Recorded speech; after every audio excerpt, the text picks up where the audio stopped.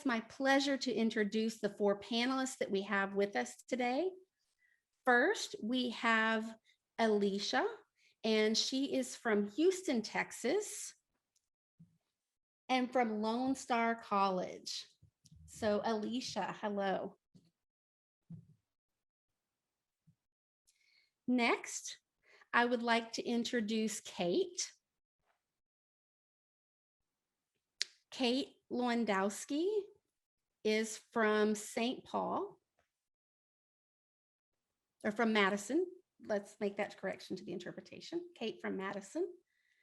Next is Myrna, and Myrna is from San Antonio.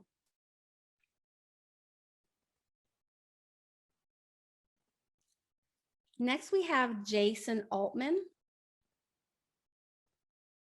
and Jason is from Harper College. We're so happy to have you all here. Are you ready to get started? Ready. All right. I'm excited. Wonderful.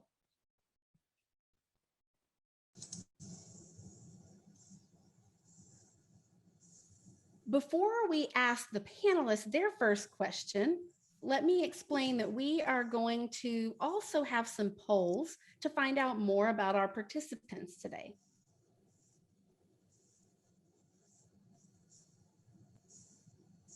Arlene, are we ready to show the first poll?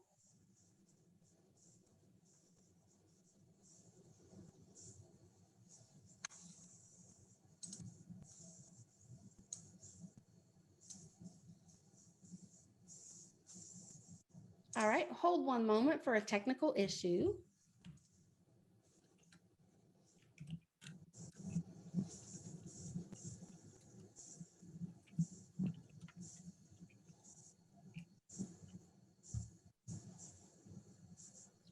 Okay, there it is. You should be able to see that now.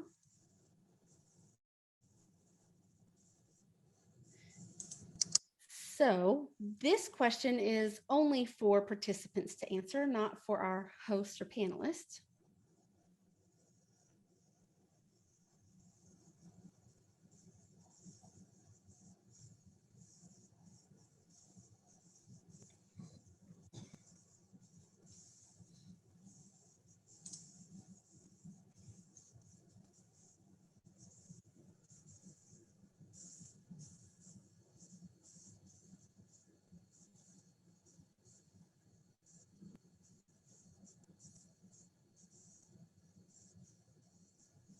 All right, let's see those results.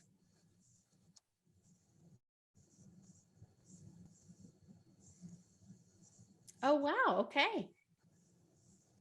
So it looks like 72% of you are disability services professionals, which makes sense considering our topic. This is a panel specifically for you, and I'm happy you're here. We do have some administrators, some coordinators of services, and a few instructors. When we look at the type of institution, we see that 37% of you are from a 4-year public college university. We see 32% are from community colleges, 20% are from 4-year private colleges or university, and 1% are from trade or vocational schools. And then we have 11% from other types of institutions. So thank you for answering that poll. Okay, now that we know who our audience is, primarily deaf services professionals, we want to know about how you coordinate services, whether it be captioning services or interpreters for students who are attending classes at your institution. What is the biggest challenge for your office, and what strategies help you mitigate those challenges? Do you have some examples or stories you would like to share from your work?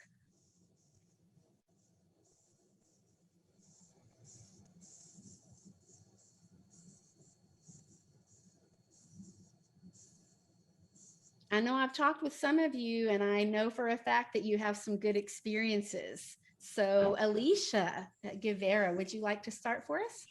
I'll start. So I think in thinking about COVID, particularly at the beginning of COVID, when everything was shut down, everything was purely online, some of our biggest challenges initially were making sure that our providers, interpreting providers and captioning providers had appropriate internet services and equipment, backdrops and, whatever else that they need at home to be able to provide those services effectively for students in their online classes. That was kind of a big hurdle because especially at the college where I am, most of our providers didn't have even, college provided laptops or anything like that. So, no webcam at home or, some of those kinds of challenges. So that was probably at the beginning, initially our biggest challenge was kind of making sure that everyone had the technology and the equipment that they needed to provide remote services from home. Oh, and then how did we mitigate that? So we have a pretty large staff of interpreters. So most of our interpreters are staff or part-time staff for our institution. So we were able to, check out the equipment that they needed, get that to them. Most of our providers either had sheets or curtains or something that they could set up as a backdrop, at least temporarily until we could get things worked out in that regard. In terms of the tech, internet speeds and internet stuff. I mean, some people, we literally gave them a gift card to increase their internet service to a different level, and said, this should pay for the next 6 months of your internet service at that increased level. Whatever we needed to do to try to get all of those providers to a place where they could, perform their job like all the rest of us were doing from home, but we weren't having to do something that was so internet speed, reliable. So being able to set up each of those providers in that way.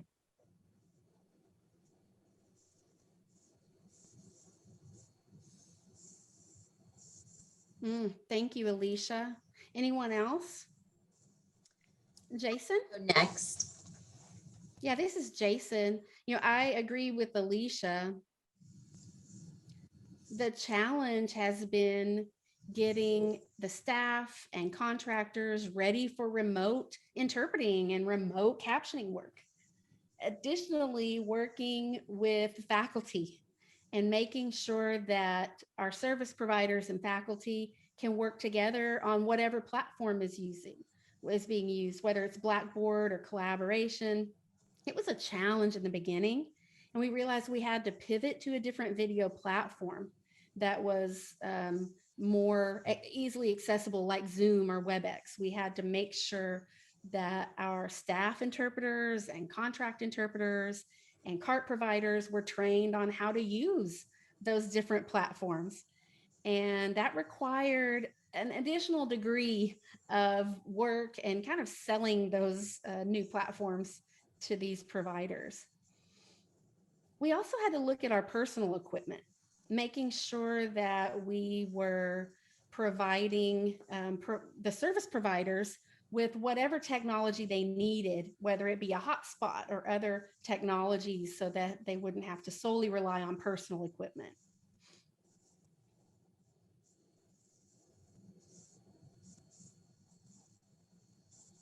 This is Diego. And Kate, I am going to call you out a little bit because you shared something with me I'd like you to share with everyone else. Yes, so I echo the comments of Alicia and Jason. However, we did have a little bit of a different situation last year with coronavirus and working remotely. We still had some classes that were on campus.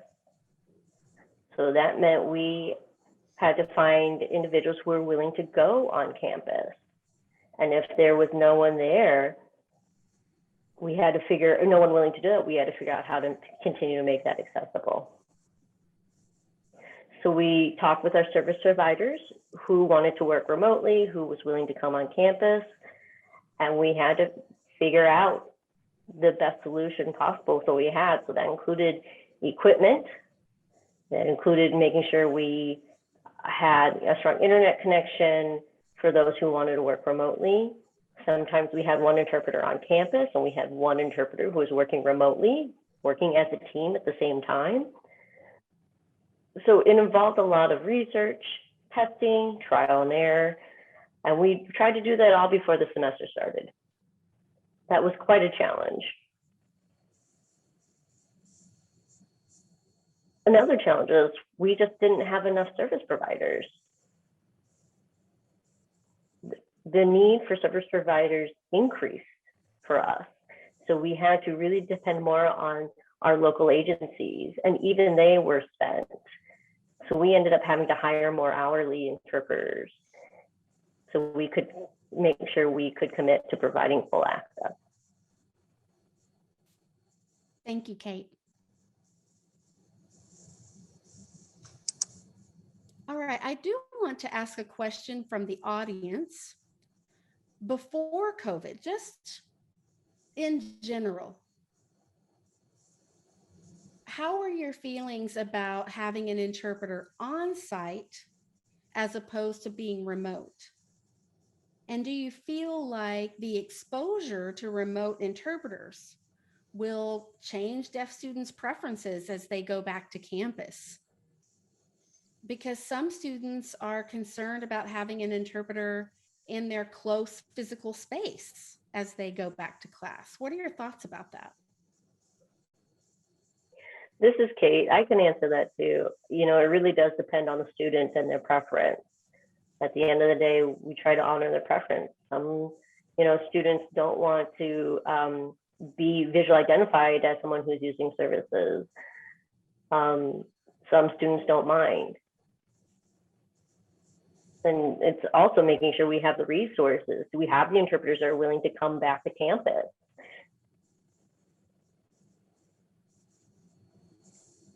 Hopefully we're in a place where we can meet all the preferences of our students, but if we aren't, we need to be creative and have alternative ways to make sure access is still being provided. And one of those is working remotely and making sure that our interpreters and providers are able to hear what's going on in the classroom. Yeah, this is Jason. So many students are used to having on-site interpreters in the classroom. Many of our students say that they can't wait to get back to campus because they like to see the interpreter in 3 dimensions. Also, the classroom environment varies in size, as you all know. If you're in an intro course, it's a big room with stadium seating, a lecture hall, and sound can become an issue if you have a remote service provider because there are participants speaking from all over the classroom. And remote services can definitely present a challenge in a big classroom such as that. Our interpreter coordinator and access coordinator had a discussion with our current students and asked about their preferences as our environment continues to change. We still offer about 50% of our classes online and 50% on campus. And students are able to choose if they would rather go to class in person or go to class online. And that is definitely presenting another interesting challenge for us, for sure. This is Diego. Thank you for sharing your thoughts about how to make sure that you're connecting with those service providers. And I would like to ask the audience for their attention to a second poll question. And we'll also open the chat box for a moment. If you have something you want to share or you just want to say that you can relate, then let us know that in the chat box. So you can see the question that has popped up in the poll about what your biggest challenges have been with coordinating service providers, whether that be interpreters or speech to text professionals. And don't be scared, we're not going to bite. You can go ahead and answer. Someone has said an overwhelming increase in requests Many service providers are overwhelmed or full. That's true. Finding enough providers to fill the services. Yes, I agree. That's what Kate had mentioned, especially for speech to text. Yes. Ensuring accessibility with the online and virtual platform, overspending budgets. Yes, I see this. Getting all of the links, permissions, and to get everyone into the class. We've seen that for sure. I know some people who have been working behind the scenes they have to get a Zoom link for each class and send it to the right people. And it is a lot of work. I see here educating faculty on how to use Zoom with interpreters, making sure that the deaf students have access to the same information the hearing students have. Most definitely. Okay, thank you for sharing some of your thoughts there in the chat. Before we move on with the second panelist question, do any of you have any other thoughts about what we've covered so far?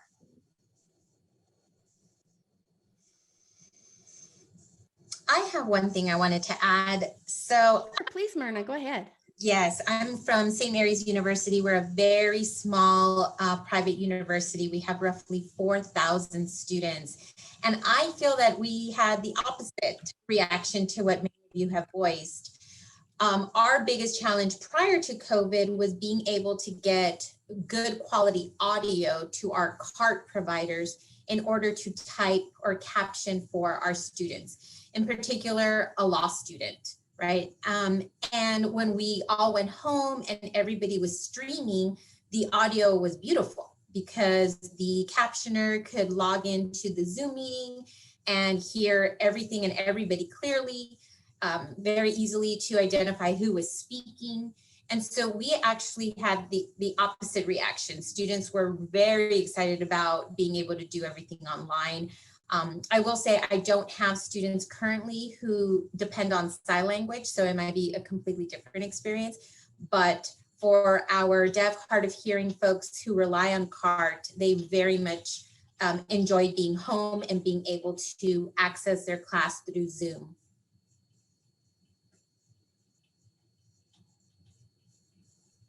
Wow, this is Diego. I'm curious I wonder if it's the opposite feeling because of the size of the university, or do you think it may be for a different reason? I think it's because of CART, right? So you know, some folks were talking about the difficulty of getting good quality audio when you have a large classroom setting. For those of you who are familiar with law school, they do Socratic method. So they call on a student and the student has to stand up and present for 5, 10, 15 minutes. You can imagine how difficult it is to get good quality audio to a CART provider who is working remotely. So again, this is our challenge prior to COVID. Then we all go home, everybody's able to hear and listen and watch through Zoom, and we no longer had that barrier of getting good audio, right? So I think it's just because we were depending on CART and the struggle was the audio, and then going online just kind of took care, resolve that barrier.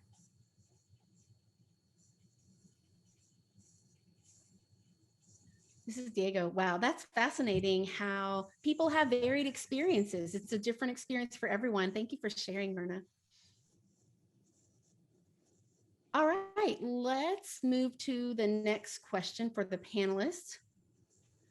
When you talk with staff and faculty who have deaf students in their classroom, what are some of the biggest challenges and gaps that you have seen?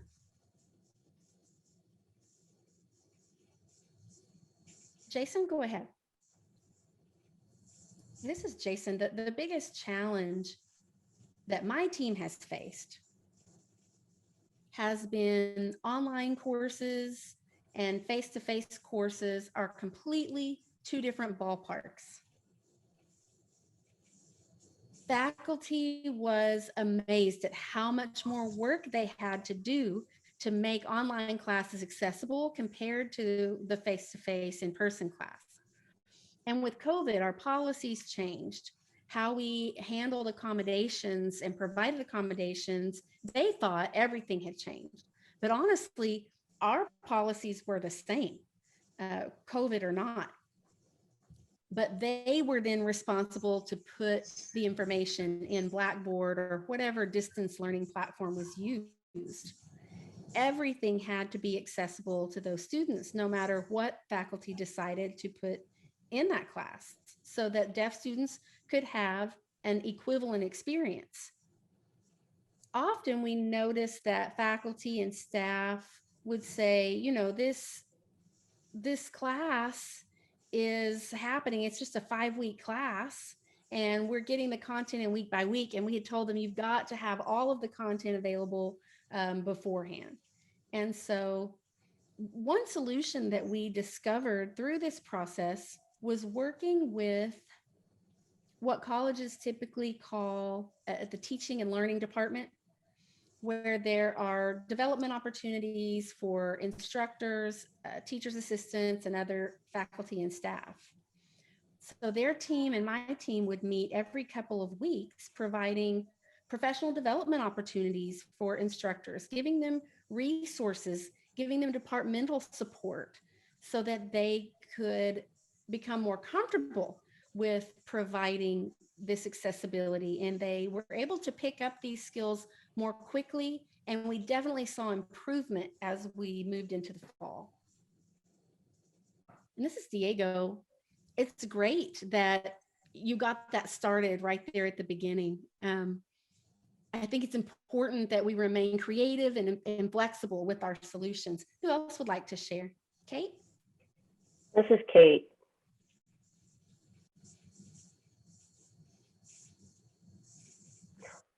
Once COVID hit, many of our instructors were also working from home, and so they were learning on the fly also. They were learning how to use Zoom, how to use their webcam, and they were actually being quite innovative. Now they're going back to face-to-face work. Some of the professors are now trying to figure out how to include some of these new tools that they've learned working remotely, how to include those in the classroom. So right now we're still trying to get a pulse on what this could look like now with what we know and these new tools. How can we make this work in the classroom? You know, is it something where students can watch something outside of the classroom and then bring it into the classroom?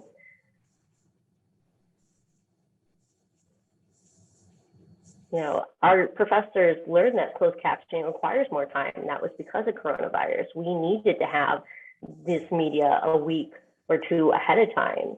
And so I think that COVID really helped educate some of our instructors on how to make things more accessible. For captioning production, it can be a 24-hour turnaround time, but we prefer more time. But I do think that we've just been able to find other ways to make things accessible and be creative. And now it's just a matter of incorporating that back into the classroom. And I think once we figure that out, things are just going to be even more smooth than they were before.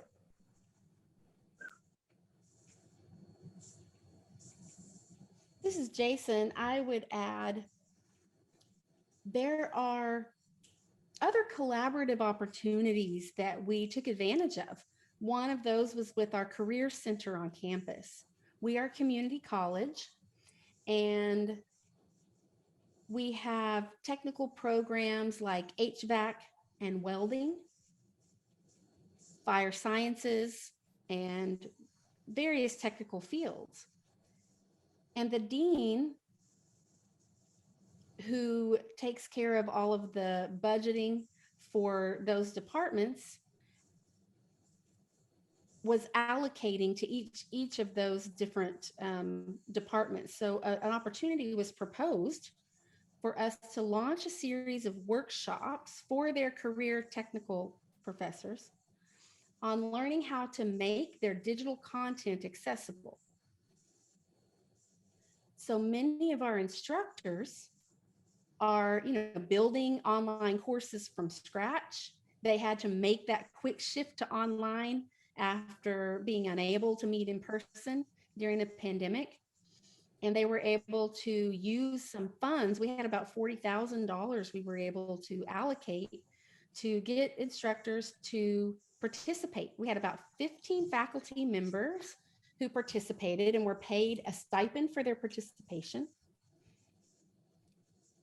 And they were able to learn how to create accessible media as they were building their class. At the same time, we became an ally with Blackboard and using plug-in software called Ally, ALLY. And that Ally software will assess websites to determine how accessible or not they are. And we had a lot of success with that. We had an increase of 90% of improvement of accessibility through those workshops, and we got the Ally score ended up going up to 97% by the end of all of that. So we were excited to see the numbers of faculty members who were involved and see them get on board for that training. This is Diego. That's a fantastic strategy. I like the idea of adding in a special incentive for faculty and staff.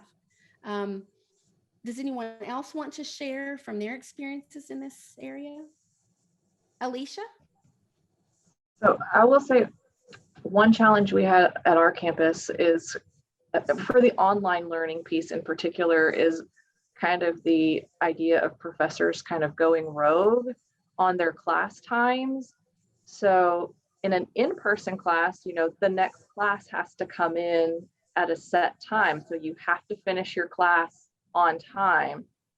But in the remote setting, you know, a lot of our professors would decide, oh, I'm going to continue my class for 30 more minutes or 20 more minutes or whatever. And our interpreters and transcriptionists are needing to get to their next class, but this class is still going. And kind of, what do you do with that? How do you handle that situation?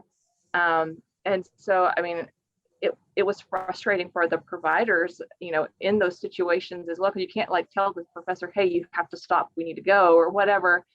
So as we move back to more in-person classes, I mean, I think the situation will probably resolve itself. But it's not a situation you see very often in face-to-face classes, just because, you know, that next class has to come into that same classroom. So it was just kind of one of those experiences where it seemed like every professor had just decided to extend their class every day and no one was able to get to their next class on time. And that was just a unique thing that we hadn't really seen before.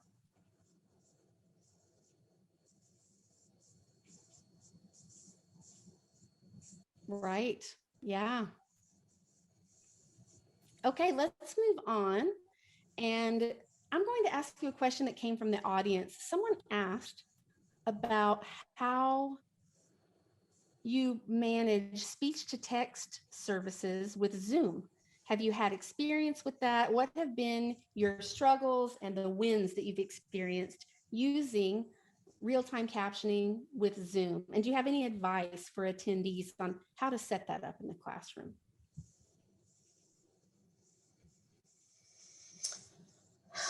I can go. So our provider, Caption Source, they have their own software that they use. And so it was a software that the student was very familiar with because that's what we used pre-COVID. And when we went to Zoom, what they suggested is let's not even try to do the captioning on the actual Zoom. Let's keep using the software. And I can't recall the name of the software. I can find out for you all, but there's a specific software that goes on the side of the student's laptop, right, where everything's being captioned. And so for us, it really wasn't an issue because the software was already there, the student was familiar with it, and we just stayed to what we knew. Because I have heard from other individuals that using captioning or cart services with Zoom can be a bit of an issue. Okay. Absolutely. Yes, Kate? This is Kate. Yes, we had the same experience. Prior to COVID, we were, testing with Zoom to see how captioning would work. And we did struggle with it. Sometimes it worked, sometimes it did not go the way we wanted it to. So we ended up doing stream text, and we would have a separate device with the captioning there.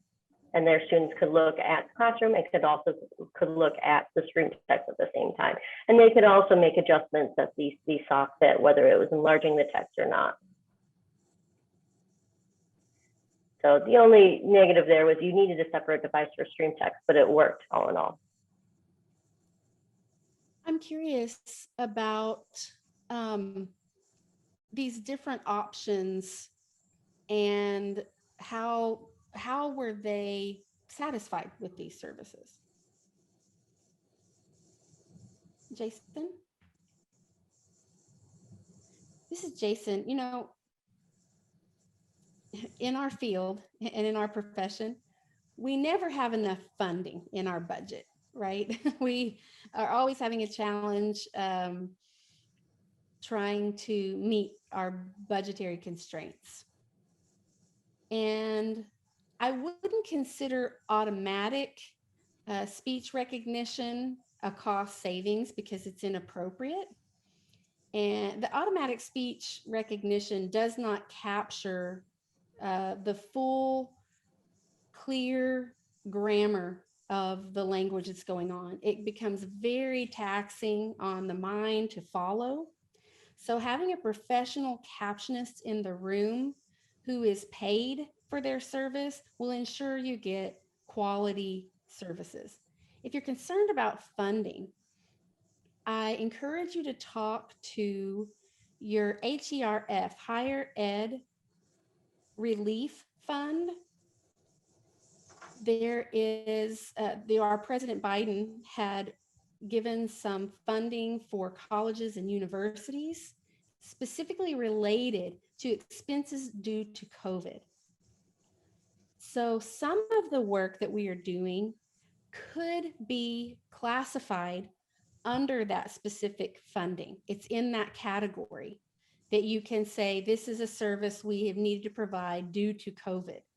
And there are federal funds available because of that. Again, it's the Higher Ed Relief Fund. And this is Diego. That's new to me. Is that community colleges only, or is that for any university? Yeah, this is Jason. That is any university. Okay, this is Diego. Thank you. I appreciate that. You know, Microsoft Teams, if you're familiar with that platform, is it similar to Zoom in terms of captioning issues, or is it a completely different experience? This is a question coming from our Q&A chat box here. Jason? Yeah, this is Jason. From my experience using Teams as a deaf consumer, Microsoft Teams is not the most accessible platform out there. It's very inflexible in terms of trying to retrofit it to accommodate my needs as a deaf student. WebEx is fantastic because I can pin the people I want to see. I can change the size of the windows. I'm able to move things to make it most visually accessible to me. And I haven't seen that with Microsoft Teams. This is Diego. Fantastic. We have a lot of questions coming in and a limited amount of time. So let me check here.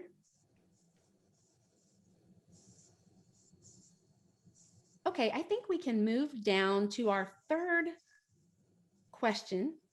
For this upcoming fall, will you be making any policy changes for the new school year? And what will that look like for deaf and hard of hearing students, if you have any changes?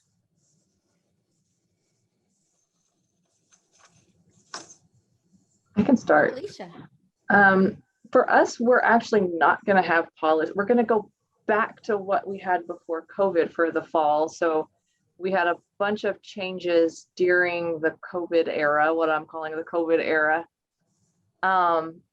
So, you know, you had online check-in forms, masks were required, all of those kinds of things. But Texas as a whole Our governor has said we can't require masks. We can't do all of these things. So we're going back to essentially normal functioning on our campuses, which means we're not going to have any unique policies or processes in place. We'll be able to just kind of do normal functions. People can wear masks, but they're not required to. So, you know, we do have clear masks for our interpreters if they prefer to use a mask. Those kinds of things, we have them available for people, but they're not required to use them if they don't want to. It's fascinating. Does anyone have a similar or maybe a very different experience at your school? Kate. This is Kate. My campus is actually doing the same thing. There's no mask requirement. There's no social distancing requirement. So really, it feels like back to pre-COVID times if we're talking about policies and procedures.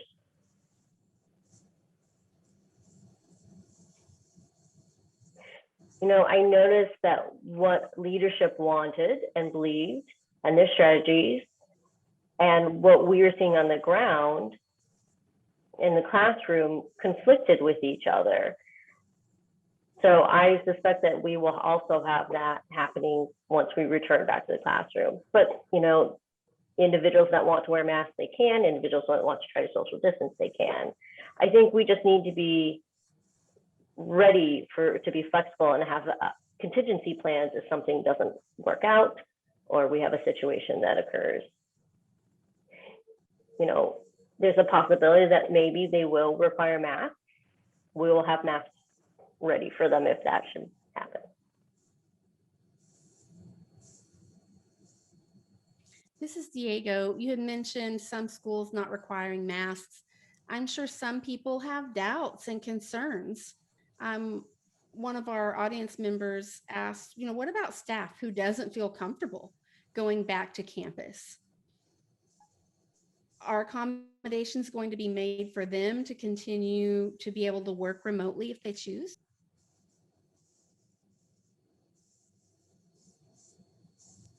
Yeah, this is Jason here.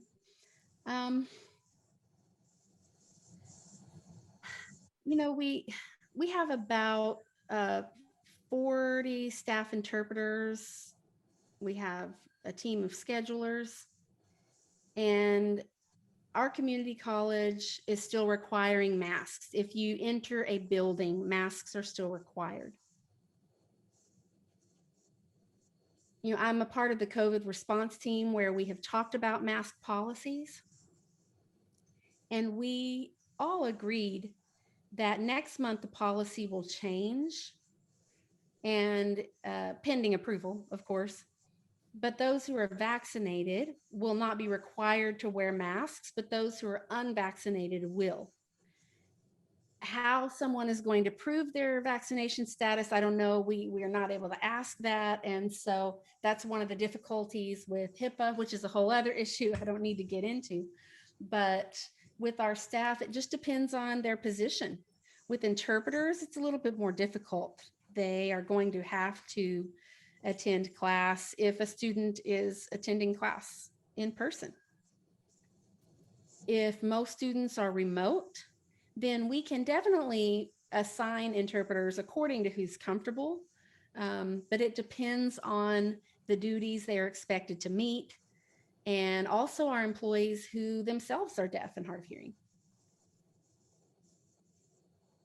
This is Diego. Any other thoughts?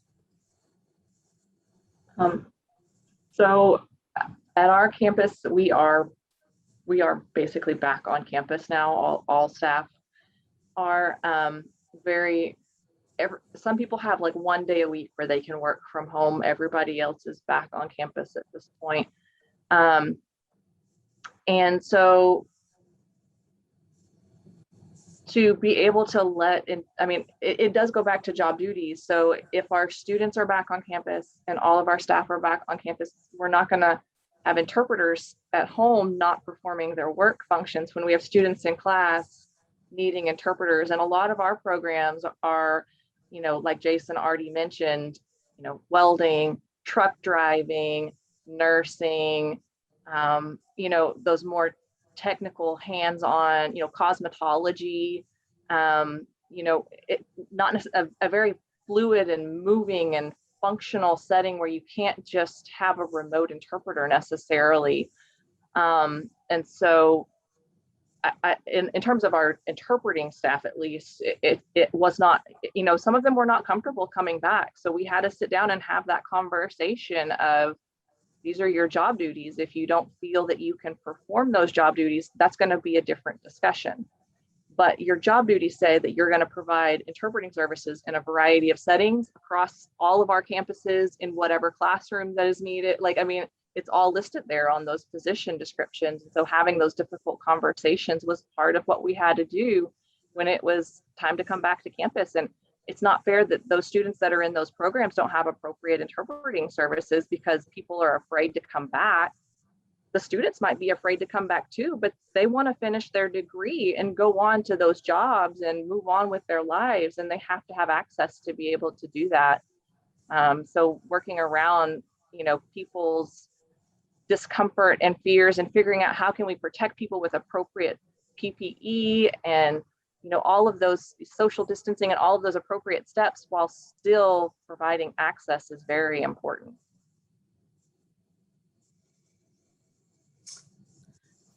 Right. Actually have spent quite a bit of money, and like I said, pre-COVID, even on microphones and technology to be able to stream audio to our captioner, who oftentimes is not in the classroom. And so, having to think about going back to face-to-face classes, I have had conversations with this company where there are a number of captioners who are not comfortable coming back to the classroom, right? And so I'm having to negotiate with them and beg, to be honest with you, for a face-to-face. Like, so for example, this summer I have a student who's taking a 1-week course in law school. It's very fast-paced. And I begged and pleaded that I need to have a captioner here on the property face-to-face so that we don't miss any audio, because if the student misses any type of information, it could be pretty detrimental. So just trying to ensure. Now the other thing is that there really isn't any other company that's here locally. So I'm kind of stuck in the sense that if they're unwilling to come onto campus, there really isn't anything that I can do because they're contract, right? So, that has been a little bit tricky, and it'll be interesting to see how the fall goes. But like I said, I have been able to negotiate 1 or 2 classes in the summer for them to physically come onto campus that have worked out, but it definitely is a challenge trying to get even like the contractors onto campus for sure.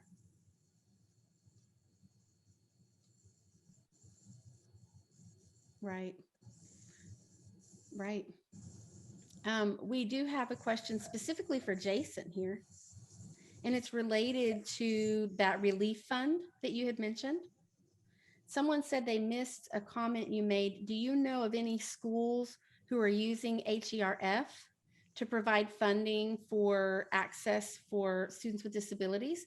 If yes, could you connect us to any of those professionals who have already experienced using this and how to get that process started? This is Jason. As far as schools who have been able to talk to their administrators in order to allocate some HERF funding, I don't know. I know of our school, of my school, we were able to get a portion of that HERF funding. And I personally am happy to talk to any of you who would like to know more details about that. This is Diego. Thank you, Jason. Another quick question. What about your fall plans for students coming back to campus?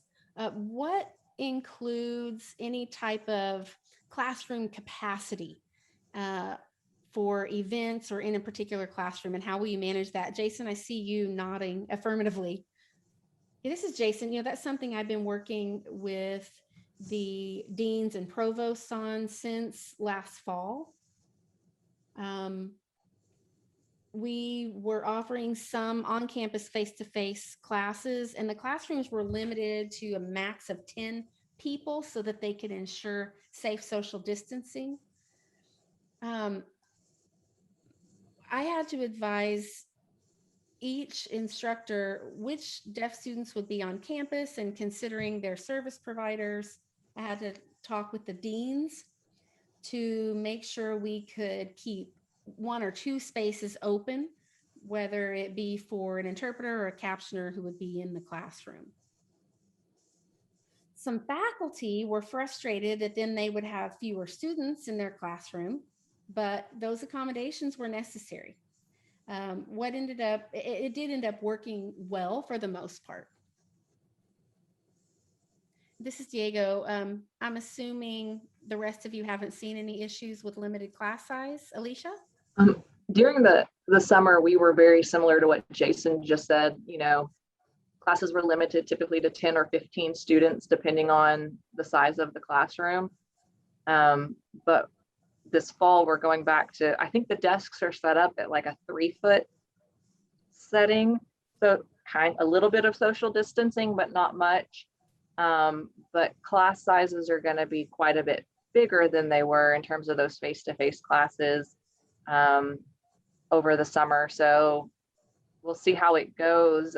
I don't think that they're going to hold back any spaces in the class for the interpreters anymore. I think the plan is just to go ahead and add them to that group of students that's there, since there's no requirement for social distancing on our campus anymore.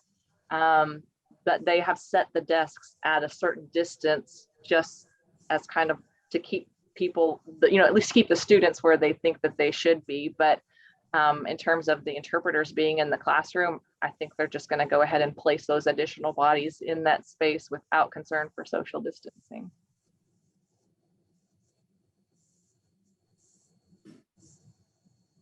Okay. We do have another question for all of you.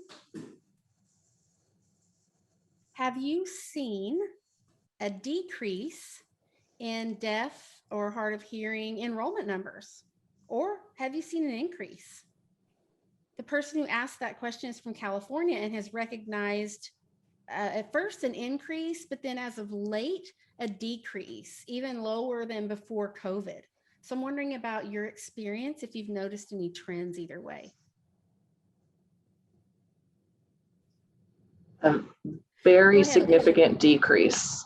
A lot of the students that we work with here at our community college, like I said, are in those hands-on, face-to-face technical programs. And a lot of our students that are deaf and hard of hearing don't necessarily have the heavy reading skills, like English skills, that are required for a lot of the online course content, that in a face-to-face program, the teacher's explaining all of that in the face-to-face classroom environment, but in an online course, you just read through it on your own and are expected to understand it, do it, and move forward.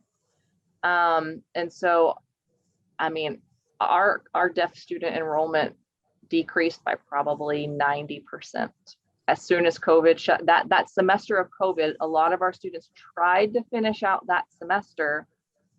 Many of them did not successfully finish that semester, and they have not enrolled since.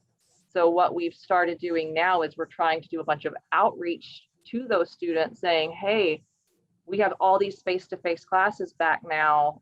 Have you thought about re-enrolling? Have you thought about coming back at this point? Have you looked at the face-to-face options? And just to see if they are interested in coming back at this point, or if not, that's okay. But we want to at least let them know that those face-to-face options are available again. Right. Yeah, Myrna. I've actually had the opposite happen.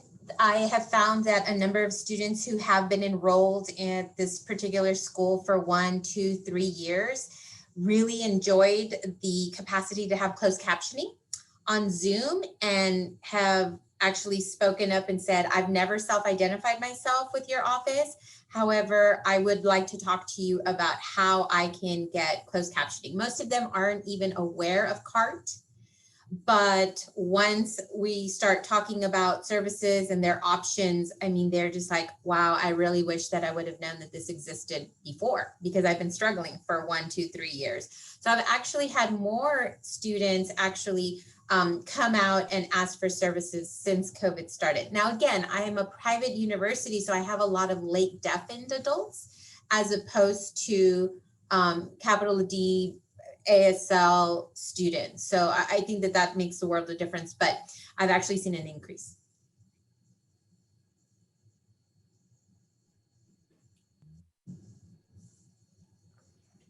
Go ahead, Kate. Okay, so here at UW-Madison, we are a large public four-year institution.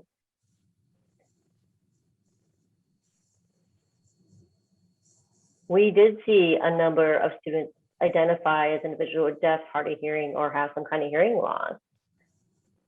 You know, because of social distancing, because of masking, because of using remote learning, many more students came out and self-identified because they realized they were not getting equitable communication access because of these additional barriers. So during COVID, our numbers actually went up. And now for the fall, going back to on campus, we're seeing even more students self-identifying and saying that they have some sort of hearing loss and they would like to know what kind of accommodations are available. So that's good for us, I guess. Right. As a follow-up to this question, do you envision that there will be a decrease in enrollment for deaf and hard of hearing students related to access in the remote environment?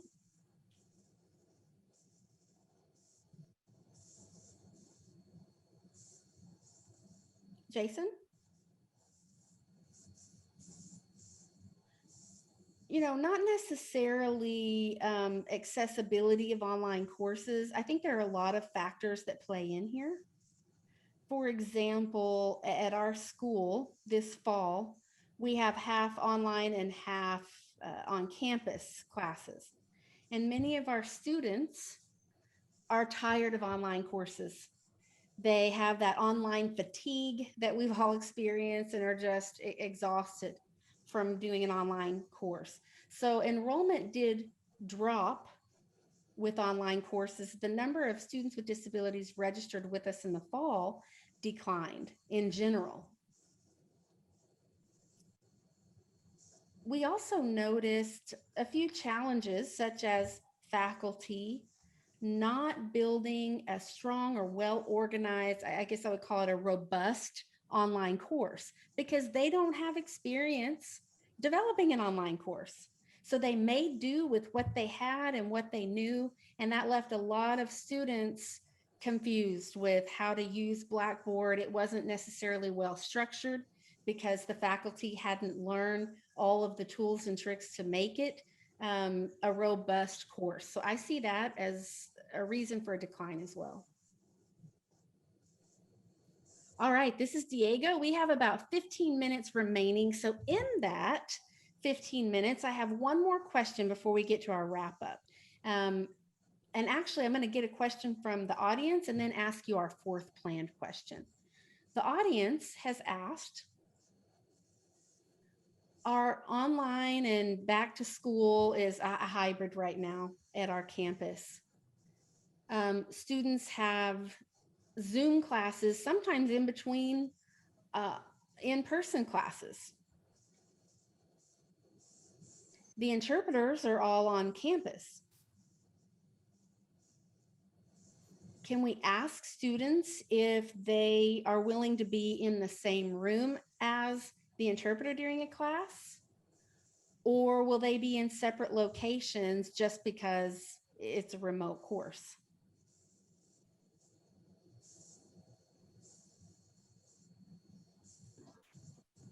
Yeah, Alicia. That's a good question that I've never actually thought of before. But to me, I would probably rely on the preference of the student and then logistics. You know, like if they were already in the same location and the student wanted to be in the same space, I would just make that happen. But I mean, to me, that seems simple to facilitate if, you know, so for me, probably be student preference. And I agree. This is Jason. I totally agree with that. I just wanted to agree with what Alicia said. Okay, this is Diego. So I think we're ready to move to our fourth and final question. And I think we could ask each of you to think about this and give us your answer. What advice would you give to disability services professionals who may be completely new at working with deaf and hard of hearing students?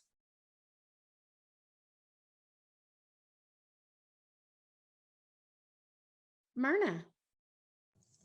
Yes. So I always ask, whether they're deaf or hard of hearing or something else, I always ask what has worked and what hasn't worked for you, right? I want to know what you've tried before and give me your experience, because it might be an intervention or accommodation that I've never thought of, but they're already very familiar with, right? And then I think, you know, most of us have talked about students' choice. What is it that they prefer? How do they learn better? You know, so really having that interactive meeting with them and really brainstorming together and not just prescribing accommodations to fit a specific diagnosis, but actually asking them what works and what hasn't. And then what I have found extremely helpful is asking for help. Right. So I'm rather new to this field. I've been around for 2.5 years, but colleagues from AHEAD National Deaf Center have been so helpful, because, you know, there's no reason why we need to reinvent the wheel. Chances are we're all struggling, or we had the same struggle in the past. And so being able to learn from one another has been extremely beneficial, extremely, because there's really, I'm an office of one. And so I don't have anybody else here that I can ask for assistance, right? And so reaching out to other universities, to these large organizations like AHEAD and NAD has been like life-saving for sure.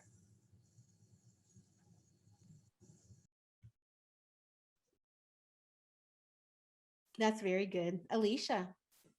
For me, I think it would be that an audiogram or even a letter from an audiologist can't really tell you what a person is actually experiencing or hearing, particularly for the hard of hearing population. So, you know, not talking about a profoundly deaf person, but, you know, that hard of hearing population that falls somewhere in the middle, right? You know, I think Jason already talked about the fact that, you know, in a large auditorium type classroom, it's much harder to hear and distinguish sound because of the acoustics of the space than in a small, you know, classroom kind of setting. And students that I work with are often coming from high school where they've only been in that small classroom setting. They've literally never been in that big auditorium classroom setting to experience what that's going to be like for them. So asking questions like, how would you access information when you're speaking to somebody? Do you rely on their mouth and facial expressions? Do you rely on the information on the board to really support what you are hearing?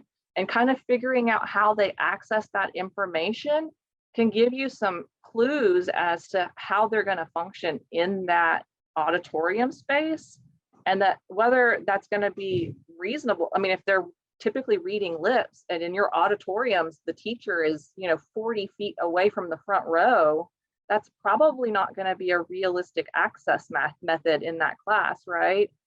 So, you know, often students coming out of high school may not necessarily have experienced the types of things they're going to experience. And they may need some assistance with going through those options and what that looks like and what a college classroom looks like, so that then they can have realistic options of accommodations and not just, oh, this is what I had in high school. And so I think that that can sometimes be a learning curve for us as disability services providers to have those kind of conversations, and for them as students to be like, oh, I've really never potentially experienced this kind of a classroom interaction before. and trying out those new things. You know, they may try a couple of things that they really don't like and don't want to use anymore, and that's fine, but they may find that one thing that they love and that gives them the perfect access. And that's what we're going for, is what works for them. And it's okay to try things and it not work.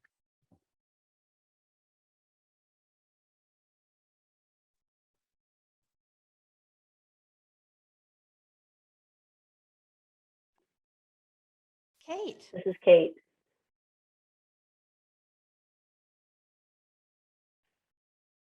I think what Alicia just mentioned is really what the advice I would give, is that you have to go with the flow. Every student is different. They all have a variety of needs, a variety of preferences. So what works for one student will not necessarily work for another student. It is not a one-size-fits-all field. It could be whatever access need, communication, whatever. It's always going to be different from student to student. So it's vital to listen to those students, to have a conversation with those students, and talk about what their program is going to look like. You have to work as a team. You're working with the student to make sure you can find the accommodation that works best for them. I would also say many of the students that I work with are new to accommodations in general. They don't know what is available. They don't know what necessarily will work best for them, or what they might need, or what's out there. They haven't had that exposure yet. They might have not have had an opportunity to use CART or assistive listening devices. So sometimes we have to really expose them to these other accessible opportunities. That's very important also. Right. Jason, what about you? This is Jason. I agree with what our three other panelists have said so far. You know, I can't emphasize enough though. Students are our consumers. They are attending our colleges and universities to receive their education. And it's our job to ensure an equitable and inclusive learning environment for them. You know, any concerns that they may express to us, there's a reason behind that concern. If they say they don't like a particular interpreter, there's a reason. You may think, well, this interpreter's been here for 20 years, or they have 25 years of experience and all of these certifications. There is a reason that interpreter is not working out for that student. And it's important for us to really listen to the student's needs. There may be an interpreter with even fewer qualifications that could be a better fit for that student. Every student will be different. There are so many people out there, you know, myself, Kate, Alicia, Myrna, we are able to use different resources and reach out to our colleagues as we wish. And I reach out to colleagues all the time for advice on their policies and procedures and specific ways they've handled things, just trying to keep up with our field and what's going on. So I would encourage you to reach out to us and reach out to NDC. NDC is doing such a great job of getting information to us. This is Diego. Thank you. Thank you so much for all of the great advice you shared here today.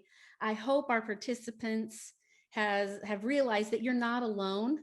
Like everyone had said, depend on your networks, reach out to us, reach out to these people. And of course, NDC is here as well. We are available to help you face any type of question that may come up. We have a listserv. If you're not yet subscribed, please go ahead and do that. You can connect with us on social media as well.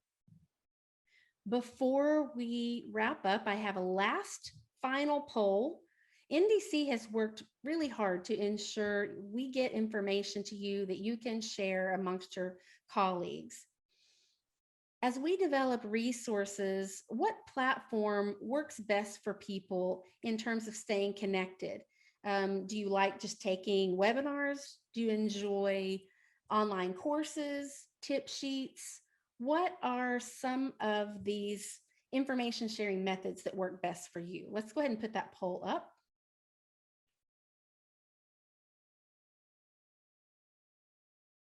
So what approach works best for you to acquire new information and strategies? We have a few options here, and I'm going to give you about 45 seconds to read through and choose those.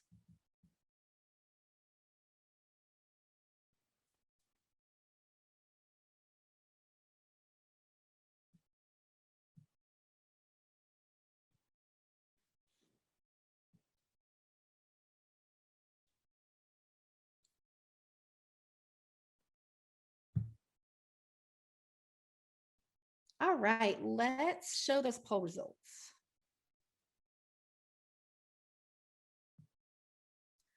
Okay, 46% of you said live webinars and presentations like this. That's good to know. We do enjoy hosting live panels and presentations and hope to continue to do that into the future. The second highest here is 13% with a resource tip sheet. Third is 12% online or self-paced courses. And then I see a smaller percent, 9% being live group discussions. Listservs is 7%. Okay, thank you. This is good information to know. We take this to heart and keep it in mind as we develop new resources. So thank you all for participating today. I want to thank the interpreters as well as the CART provider and all of the NDC team who are working behind the scenes to manage the chat box and polling. Thank you, panelists, for being willing to give of your time and answer questions from your colleagues